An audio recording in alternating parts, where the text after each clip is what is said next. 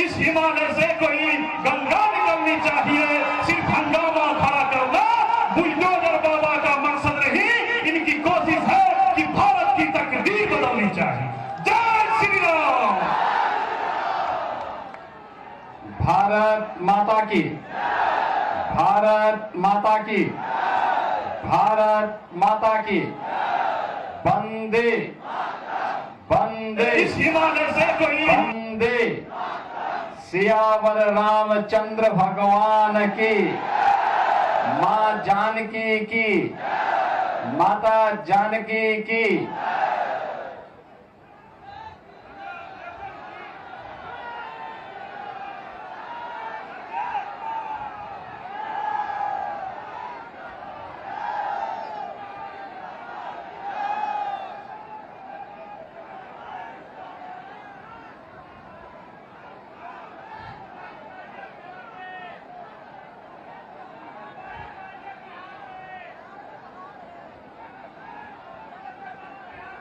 आज की इस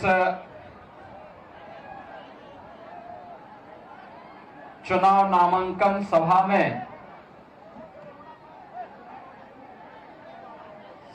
में उपस्थित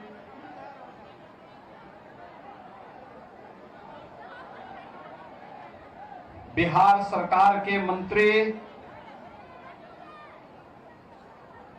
श्री जनकराम जी, बिहार सरकार के मंत्री और सोनवर्षा से प्रत्याशी श्री रत्नेश सादा जी,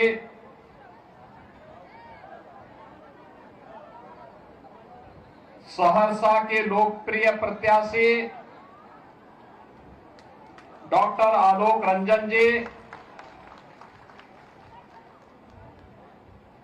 महसी के लोकप्रिय प्रत्याशी श्री गुंजेश्वर शाह जी,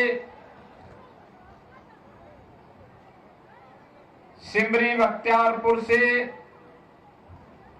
एनडीए के प्रत्याशी श्री संजय सिंह जी,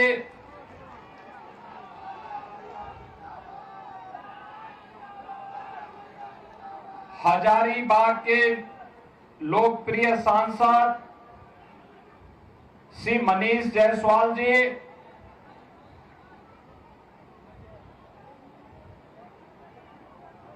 उत्तर प्रदेश सरकार के पूर्व मंत्री और प्रयागराज से विधायक श्री सिद्धार्थनाथ सिंह जी, माननीय सांसद श्री प्रदीप वर्मा जी, सहरसा की महापौर श्रीमती बेन प्रिया जी, जिलाध्यक्ष बीजेपी श्री साजन शर्मा जी, जदयू के जिलाध्यक्ष श्री चंद्रदेव मुखिया जी, अभय गिरी जी, सुरेंद्र यादव जी और भारी संख्या में सहरसा की इस धरती में उपस्थित इस मिथिला क्षेत्र से जुड़े हुए मेरे सभी उपस्थित बहनों और भाइयों, आज मुझे मां जानकी की इस पावन धरा में आप सबसे चुनावी सभा के बहाने ही नामांकन सभा में आने का अवसर प्राप्त हुआ है। इस अवसर पर मां जानकी की इस पवित्र धरा को भगवान बुद्ध की ज्ञान भूमि, भगवान महावीर की पावन जन्मभूमि, विद्यापति की जन्मभूमि और चंद्रगुप्त मौर्य की इस पावन भूमि बिहार की पावन धरा को, जिसने डॉक्टर राजेंद्र प्रसाद जी को, जयप्रकाश नारायण जी को, कर्पूरी ठाकुर जैसी विभूतियों को जन्म दिया हो, कोटि कोटि नमन करते हुए मैं आप सबका हृदय से अभिनंदन करता हूं, स्वागत करता हूं। बहनों और भाइयों,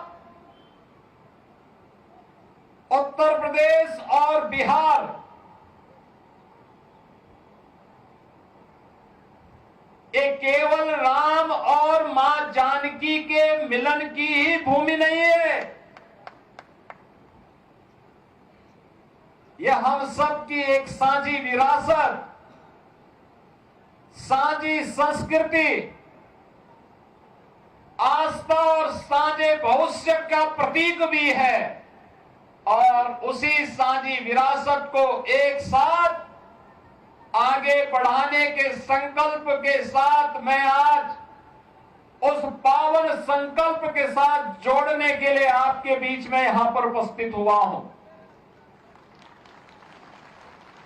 आज से 10 वर्ष पहले, 8 वर्ष पहले जब हम लोग बिहार में आते थे, एक प्रश्न बिहार की ओर से छेड़ा जाता था और वे बोलते थे, क्या अयोध्या में राम मंदिर बनेगा? हम लोग कहते थे अवश्य बनेगा, अवश्य बनेगा। यहां का राम भक्त कहता था कब बनेगा? हमारे पत्रकार बंधु भी प्रश्न करते थे कैसे बनेगा? और कांग्रेस और आरजेडी के लोग बोलते थे कभी नहीं बनेगा। हम कहते थे बनेगा, बनेगा, अवश्य बनेगा। यहां का राम भक्त कहता था कि रामलला हम आएंगे, मंदिर वहीं बनाएंगे। भविष्य की एक शुभ संकेत को लेकर के उत्साह और उमंग के साथ दौड़ता था, खड़ा होता था। और आज तो अयोध्या में भगवान राम का भव्य मंदिर बन गया है और राम दरबार भी विराजमान हो गया है। अयोध्या में भगवान राम, मां जानकी, भरत जी, लक्ष्मण जी, शत्रुघ्न जी, हनुमान जी, इन सब का दरबार भी राम जन्मभूमि में विराजमान हो गया है। और अब तो बिहार की धरती पर भी मां जानकी का 900 करोड़ रुपए की लागत से भव्य मंदिर का निर्माण का कार्य प्रारंभ हो चुका है। यह है विरासत। और बिहार के पास तो एक समृद्ध विरासत है। ये समृद्ध विरासत मां जानकी का भी है। ये समृद्ध विरासत भगवान बुद्ध की ज्ञान की परंपरा का भी है, भगवान महावीर की जन्मभूमि का भी है, विद्यापति के ज्ञान की परंपरा का भी है, आर्यभट्ट के गणतज्ञ जैसे विश्व प्रसिद्ध गणतज्ञ की विरासत का भी है, और वैशाली के लोकतंत्र की भी है। और लोकतंत्र पर आ जाएंगे, कोई जेपी खड़ा हो जाएगा बिहार से लोकतंत्र को बचाने के लिए। वह समृद्ध विरासत भी बिहार के पास है। याद करिए, इसी बिहार की धरती ने डॉक्टर राजेंद्र प्रसाद जी को जन्म दिया था। देश के प्रथम राष्ट्रपति बने और राष्ट्रपति बनने के बाद स्वतंत्र भारत में सोमनाथ के मंदिर का पुनरुद्धार का कार्य होना है। पंडित जवाहरलाल नेहरू ने कहा नहीं जाना है, राष्ट्रपति ने कहा नहीं मैं जाऊंगा, क्योंकि भारत के सांस्कृतिक, भारत के नए आभा को वैश्विक जगत में प्रस्तुत करना है। इसलिए सोमनाथ के मंदिर के पुनरुद्धार के कार्य का कांग्रेस भले ही विरोध करेगी, लेकिन भारत के राष्ट्रपति के नाते भारत की आस्था का सम्मान करना मेरा दायित्व है। और डॉक्टर राजेंद्र प्रसाद जी वहां गए थे, सोमनाथ की धरती पर गए थे। आप याद करिए, मोदी जी पहले प्रधानमंत्री हैं जो अयोध्या गए, श्री राम जन्मभूमि पर भगवान श्री राम के भव्य मंदिर के निर्माण की आधारशिला भी रखी। और गत वर्ष भगवान राम लला को विराजमान करने का काम भी प्रधानमंत्री मोदी जी ने अपने कर कमलों से संपन्न किया है। भारत की आस्था का सम्मान होगा, भारत की विरासत का संरक्षण होगा, तो वह विरासत ही विकास की नींव को पुख्ता करेगा। बहनों और भाइयों, क्या हो रहा था कांग्रेस के शासनकाल में? ये विरासत को अपमानित करते थे, कहते थे राम हुए ही नहीं, कृष्ण हुए ही नहीं, भारत की विरासत को कोसते थे, भारत को अपमानित करते थे, भारत और भारतीयों को गाली देते थे, घुसपैठियों को घुसपैठ करा करके अराजकता पैदा करवाते थे। और आरजेडी को तो कहना ही क्या, इन्होंने बिहार का विकास नहीं किया, अपने परिवार का विकास किया। इन्होंने परिवार का विकास किया। मोदी जी कहते हैं कि 140 करोड़ का भारत मेरा परिवार है, और लालू जी कहते हैं कि राबड़ी देवी का ही परिवार मेरा परिवार है। आरजेडी उससे बाहर नहीं सोच सकती। एनडीए पूरे भारत के लिए सोचता है, और डबल इंजन की सरकार बिहार के उस विकास को आगे बढ़ा रही है। नीतीश जी के नेतृत्व में पिछले 20 वर्षों में बिहार ने विकास की जिस नए प्रतिमान को आगे बढ़ाया है, ऊंचा किया है, आज गांव-गांव की कनेक्टिविटी को तेज किया है, उद्योग लगने प्रारंभ हुए हैं, इंजीनियरिंग कॉलेज बन रहे हैं, विश्वविद्यालय बन रहे हैं। आज बिहार के अंदर विकास एक नई आभा के साथ आगे बढ़ रहा है। बिहार के अंदर बाढ़ की समस्या का समाधान तेजी के साथ आगे बढ़ रहा है। आज जब बिहार में विरासत और विकास के इस अभियान को आगे बढ़ाने का कार्य एनडीए की डबल इंजन की सरकार आगे बढ़ा रही है, बिहार की पहचान आज मेट्रो के रूप में, रेलवे की बेहतरीन कनेक्टिविटी के रूप में, हाईवे के रूप में, एक्सप्रेसवे के रूप में, एयरपोर्ट के रूप में, वाटरवे के रूप में आज जब बिहार को पहचान मिल रही है, तो आपकी इस पहचान को फिर से धूमिल करने के लिए कांग्रेस और आरजेडी ने एक सगोपा छोड़ा है कि विकास नहीं, बुर्का चाहिए। उनको विकास नहीं चाहिए, उनको तो बुर्का चाहिए, जिससे फर्जी वोट डाल करके यहां के गरीबों और दलितों के हकों पर वे डकैती फिर से डाल सके। बहनों और भाइयों, ये बिहार के चुनाव में ये विकास की बात नहीं कर रहे हैं।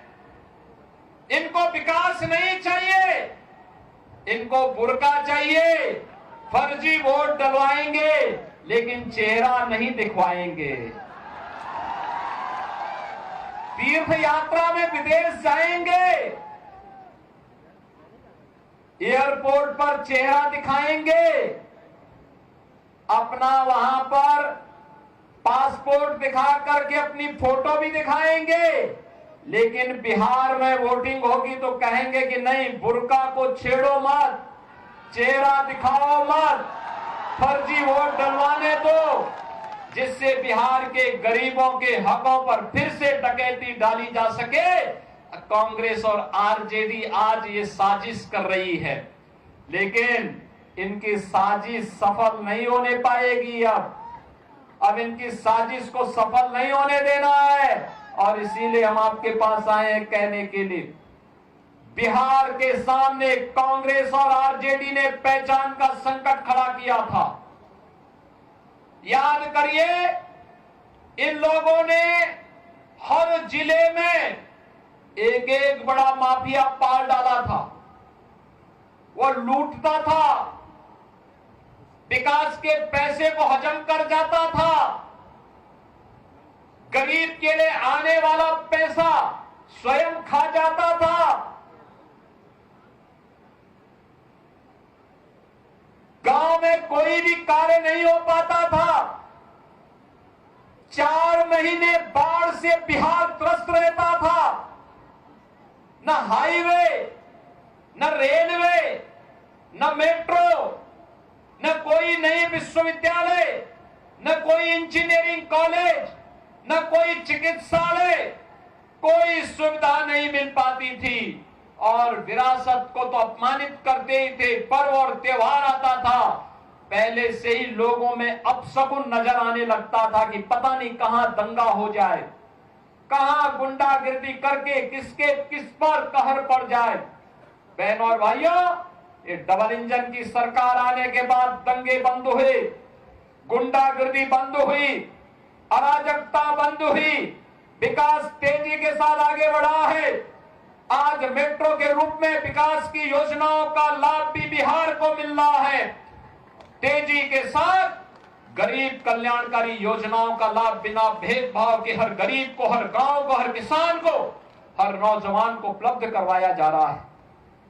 आज आप देख रहे होंगे हर गरीब के पास मकान बन गया। 4 करोड़ गरीबों को देश के अंदर मकान बन गए।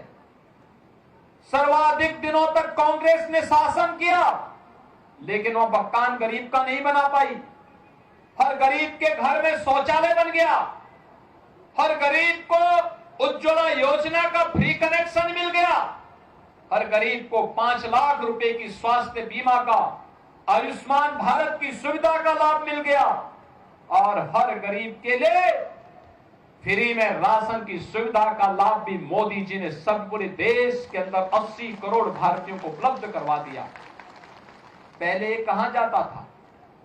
पहले सभी पैसा यही कांग्रेस, आरजेडी और उनके जितने भी पार्टनर्स थे, उन सब में ये बढ़ जाता था, गरीब के पास नहीं आ पाता था, गरीब ताकता रह जाता था, और ये लोग यहां का पैसा दुनिया के बैंकों में जमा करके आने वाली कई पीढ़ियों के लिए खजाना वहां भर देते थे। लेकिन अब मोदी जी ने कहा कि भ्रष्टाचार नहीं चलेगा, माफिया राज नहीं चलेगा, और जो भी भ्रष्टाचार फैलाएगा, गरीब के हक पर डकैती डालेगा, उसकी जगह जेल में होगी, जेल में। और बहनों और भाइयों, अगर उसका उदाहरण देखना है तो उत्तर प्रदेश में हमने किया है।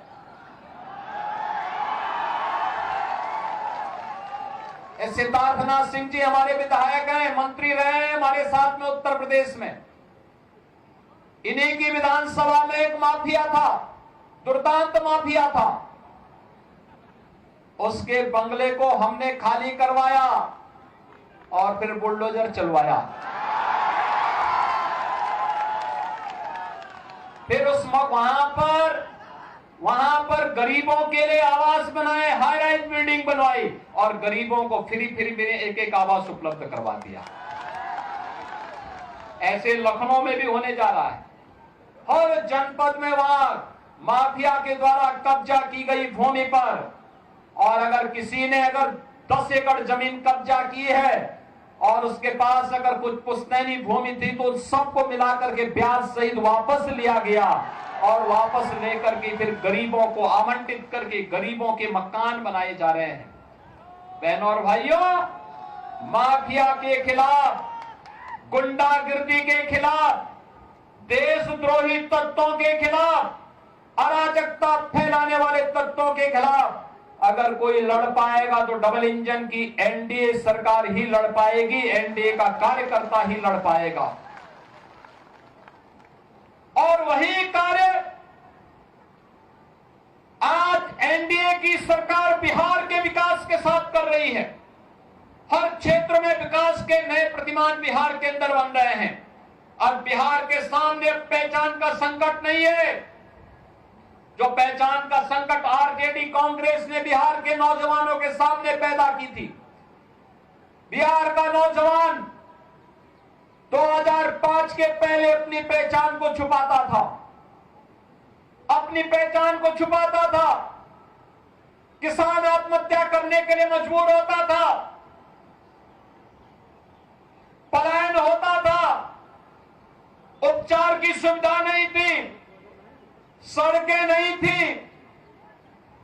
आरजेडी के समय में तो कहा जाता था कि सड़क बनाओगे तो फिर कच्ची शराब कैसे बना पाओगे?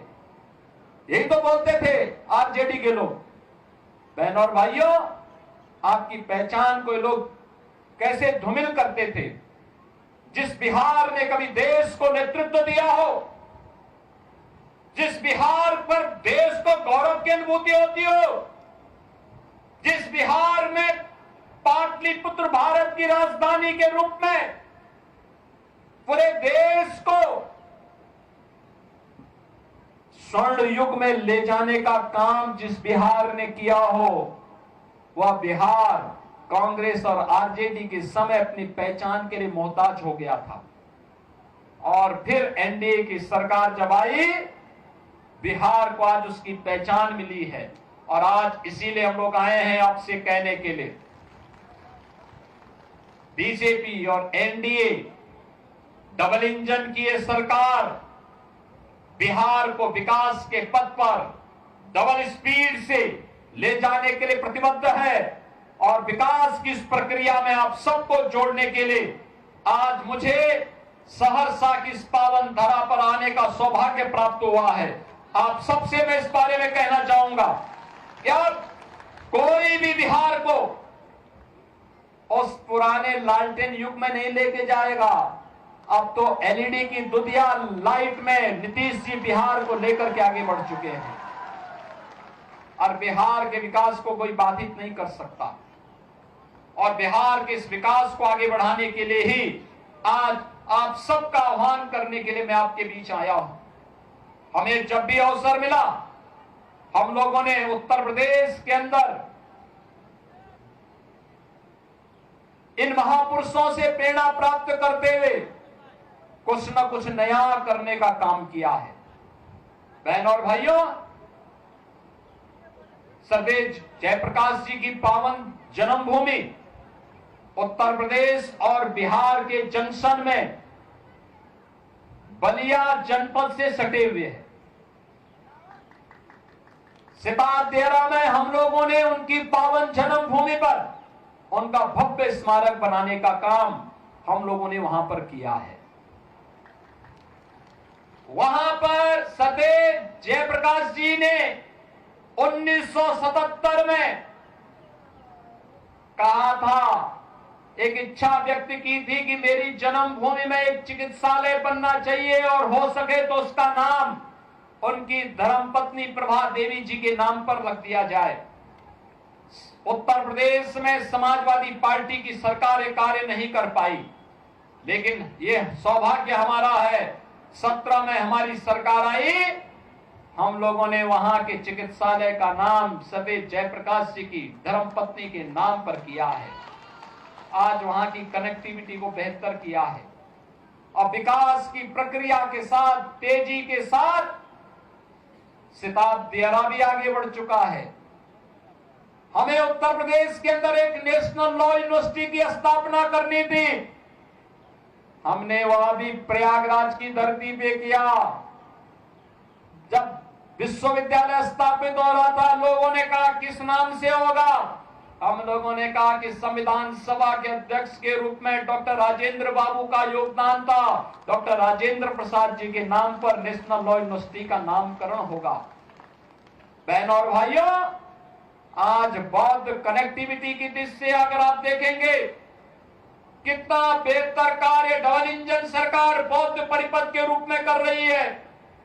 बौद्ध परिपथ को जोड़ने का काम हो या अयोध्या से सीतामढ़ी तक राम जानकी मार्ग के माध्यम से अयोध्या की कनेक्टिविटी को बेहतर बनाने के लिए यह कार्य भी डबल इंजन की भारतीय जनता पार्टी की उत्तर प्रदेश सरकार आपके साथ मिलकर के कर रही है। और इसीलिए आज आप सबसे कहने के लिए मैं आया हूं, भारतीय जनता पार्टी ने सहरसा से एक लोकप्रिय प्रत्याशी डॉक्टर आलोक रंजन जी को आपके बीच में पुनः उतारा है। डॉक्टर आलोक रंजन जी आपके बीच में हैं। सोनबरसा से बिहार सरकार के मंत्री श्री रत्नेश सारा जी प्रत्याशी के रूप में आपके बीच में हैं। महासी से श्री गुंजेश्वर शाह जी प्रत्याशी के रूप में आपके बीच में हैं और एनडीए लोजपा के प्रत्याशी सिमरी बख्तियारपुर से श्री संजय सिंह जी आपके बीच में हैं। बहनों और भाइयों, ये एनडीए के हमारे प्रत्याशी हैं। एनडीए के इन प्रत्याशियों को विजयी बना करके भेजेंगे ना, बना करके भेजेंगे। ये सब विजयी बन करके जाएंगे ना। तो आज तो नामांकन की प्रक्रिया पूरी होने जा रही है। अभी दीपावली के बाद चुनावी सभाएं होंगी। इस अवसर पर आप सबका मैं आह्वान करूंगा। ये चारों प्रत्याशी यहां पर एनडीए के हैं। इन एनडीए के हमारे प्रत्याशियों को भारी बहुमत से विजयी बनाना है। एनडीए की सरकार को लेके आना है। आप सब इनको विजयी बनाएंगे तो मेरे साथ बोलेंगे भारत माता की, भारत माता की, भारत माता की। जय जय श्री राम, जय जय श्री राम। आप सबको दीपावली की और छठ महापर्व की मंगल में शुभकामनाएं देते हुए मैं वाणी को विराम देता हूं। धन्यवाद।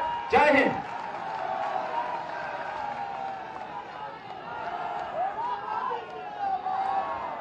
हेलो, सभी आदमी खड़ा होकर के हाथ हिला के आज इनको आश्वस्त कर दीजिए कि चारों सीट यहां से जीत के हम लोग एनडीए गठबंधन को देंगे। बोले जय श्री राम।